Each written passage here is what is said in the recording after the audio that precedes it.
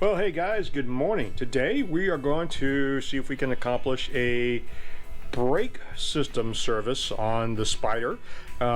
Inspect and probably change out the brake pad, check the rotors, check the fluid levels, and check the brake lines. But before we do that, we've got a relatively mild day. The rain's supposed to hit shortly within about an hour or so according to the radar. And since it's in the 60s, I'm going to take a chance to get out and do a bicycle ride. A couple days ago, one of my neighbors saw me on the bicycle and the Spyder and just was curious why I was riding everything that day. Well, as I told him, the Spyder is for my psyche. I think we could all agree about that, but the bicycle is for my physiology. I get such a kick out of the doctor looking at my medical records and just going, I don't know what you're doing, but don't stop. So I'm a firm believer in, when it comes to machines, to get to always get it up to operating temperature, get the oil circulating, get the engine temperature up. Same thing with the human body. It is a machine, and it really enjoys getting out there, getting the tempo up, breathing hard, getting the blood circulating. And I have found, especially if you're in my age group, your mid-50s and up, that you get a bit of an endorphin rush that lasts for a good day and a half. And I like that. If I go a long period of time, I'm sedentary, like I was back in December and the first part of January, and then I finally got out and get some exercise going. It's like somebody shot me with some sort of stimulating dart. It was actually great. And not only that, it helps you sleep better, and it just feels good. So before the rain comes, I'm going to get a bike ride in, and then we're going to get to work on the Spyder.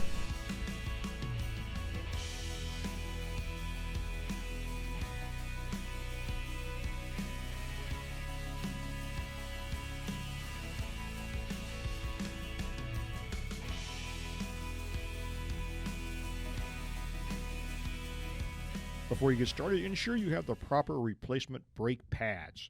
I've had these in my stash since I purchased a Spyder several years ago. The first step is simply to remove the wheel. I always like to loosen the lug nuts before jacking it up, then removing the lug nuts and the wheel. From here you can clearly see a rear view of the brake caliper with the brake pads inside. The brake caliper is held in place by two 15mm bolts, top and bottom. Once you remove the bolts, the caliper simply slides away from the rotor. Here are a couple of tips. BRP uses Loctite on almost every bolt throughout the Can Am Spyder. So the first time you remove the bolts, you're going to find them to be a little tight. Second, the front rotor is simply set on the lug nuts and is essentially held in place by the brake caliper. The rotor is stamped with a directional arrow and must be reinstalled for the same rotation. Do not reverse the rotors. The brake pads are held in place by this retaining pin, which requires a T30 for removal.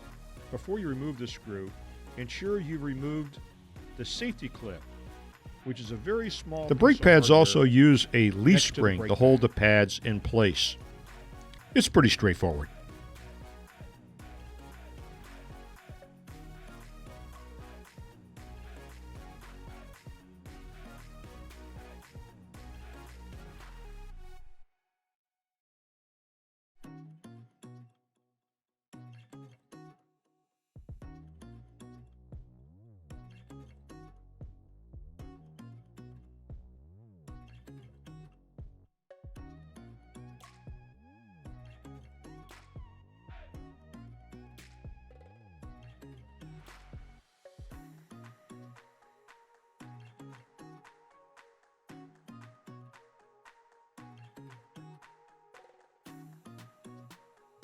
The brake pads then simply pull outwards.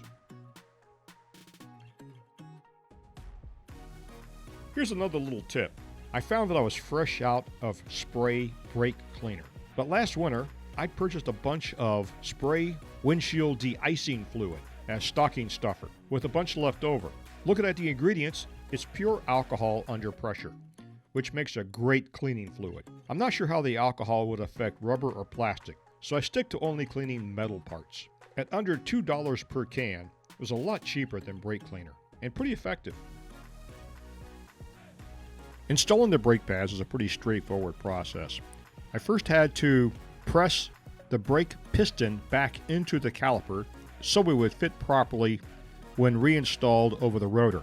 This can simply be done by hand, but make sure you open up the brake fluid reservoir for proper venting. Once done, and the brake pads are inserted into the caliper, replace the retaining screw and the safety pin.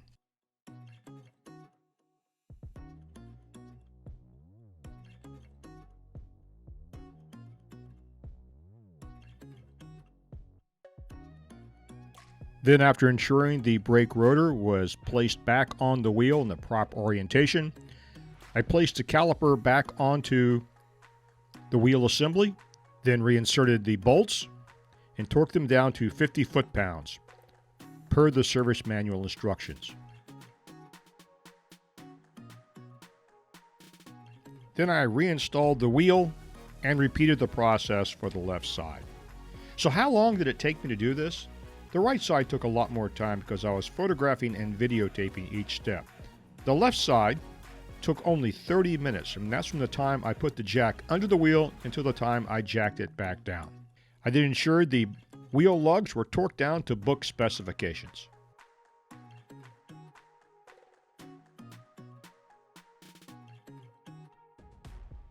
I successfully changed out the brake pads and inspected the rotors, brake lines, and calipers for the two front wheels. Things are looking good in that area, and then I decided to start working on the rear brake assembly and the pad change. Well, that didn't go as planned. It still remains undone. But let me tell you what did happen.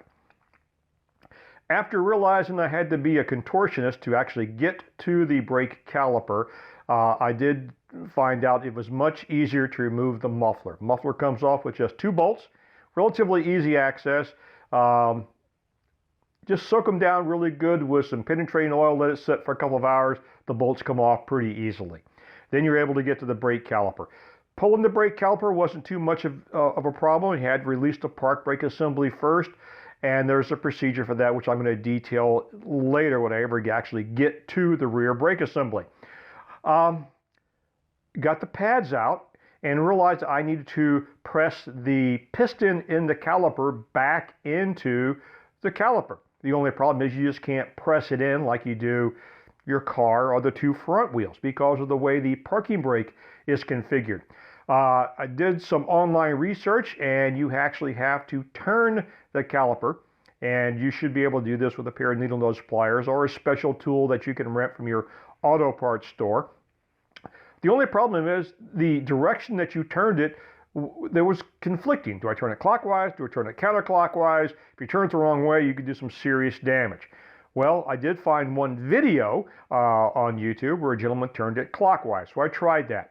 Mine would not budge. I put a lot of torque into it. Don't think I damaged it, but it would not turn. So realizing that I wasn't going to be able to change the brake pads because I couldn't get the caliper, the brake pads wide enough for the rotor to slip back in. So I decided to take a look at what I was working with. Now, the brand new brake pads measure about 4 millimeters in thickness. The book says that the minimum amount of wear left on your brake pads should not be less than 1 millimeter. I have 2 pads and they're not wearing evenly. One has 2 millimeters of life left. One has 3 millimeters of life left. So even with the worst one, I'm only halfway through the brake pad, but actually more like 2/3 of the way through its useful life. So I've got plenty of time left on those brake pads. So I decided, not my favorite choice, I went ahead and reinstalled those brake pads until I can figure out how to actually get that piston back into the caliper. So went ahead and put it all back together again, tested it, it works fine. Now another word of caution, if you're adjusting your brake level, don't forget you have to use the dot for brake fluid. I'm told if you don't, bad things could happen. So we've got it all pretty much buttoned up, tested, took it through the neighborhood a couple times, took it up on the highway, got it up to highway speeds. All the fluid levels are still checking good. The brakes work good. and I'm happy with it. So far, we've completed our maintenance cycle for this year, except for one thing. I've had the battery on the battery tender since we've seen some cold temperatures in our neighborhood, and our garage is night heated. And so I thought that should extend the life of the battery. It was measuring near the bottom of the operational range when I tested it last time. But when I went to start it, after I was going to check the brakes, it was really, really slow to start. So I ran it through the neighborhood, took it out on the highway, let it set for a while, about an hour, 2 hours, then went back and tested the battery with it not on the battery tender. It was reading 12.46 volts, which is really, really low. So 6-year-old battery, I think it's reached the end of its useful life. So I got to add a brand new battery to my shopping list. Should be here in a couple of days. And that's my next maintenance cycle. With luck, that should wrap up all the maintenance that I need to do on the Spyder for this season for our annual maintenance period. And of course, now that I've got the maintenance done, the weather's cold, adverse weather is on top of us, so I'm going to get to go inside and watch some DVDs on motorcycle travel.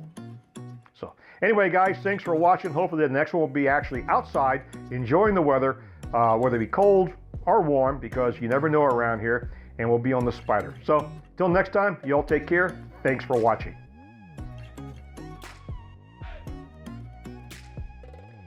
If you like this video, give it a thumbs up.